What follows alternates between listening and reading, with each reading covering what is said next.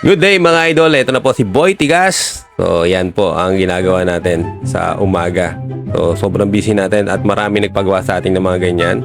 So yan po si Black Mamba. Yan po yung si Kobe Bryant mga idol. So idol na idol din natin yan. So naggawa tayo ng ating clothing na JRJ. Yan po yung aming sample ng clothing na si Kobe Bryant mga idol. So napakaganda po yan. So init press ko yan mga idol. So true ano yan DTF po. So 15 seconds lang. So okay na. So meron ka ng magandang damit na pamporma, panglakad, yun no.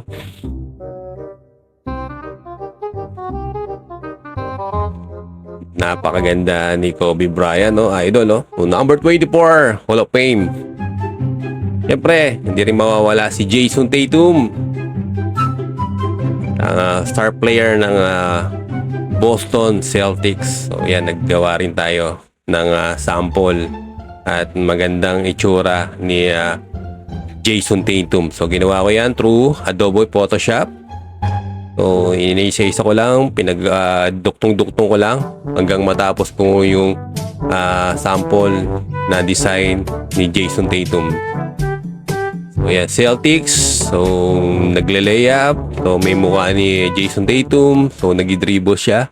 So, pinagdikit-dikit ko lang yung mismo mukha niya. So, tapos nilagyan ko ng Celtics. So, through ano yan, mga idol, Adobe Photoshop. So, minsan gumagamit ako ng AI or Corel Draw para matapos ko yung logo ng NBA. So, depending kung sinong player.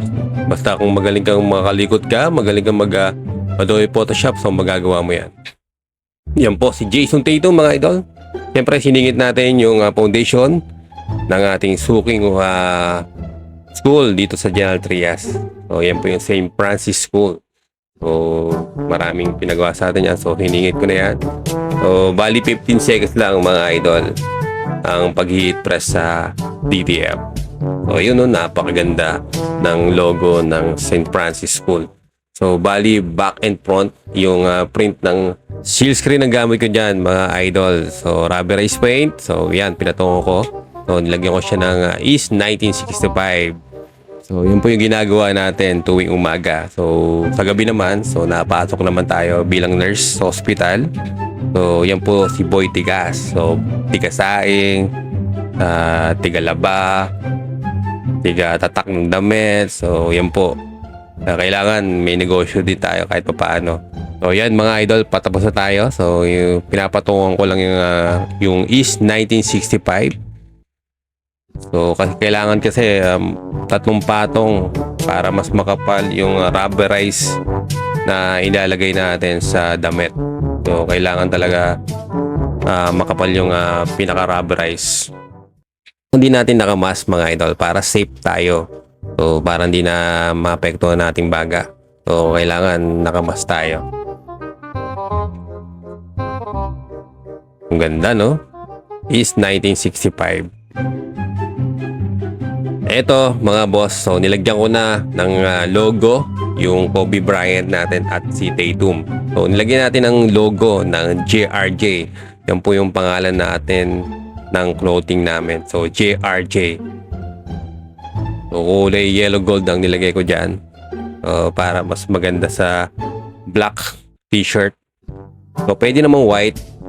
So parang mas maganda yung white kaya yellow gold. So kaya yellow gold muna nilagay ko.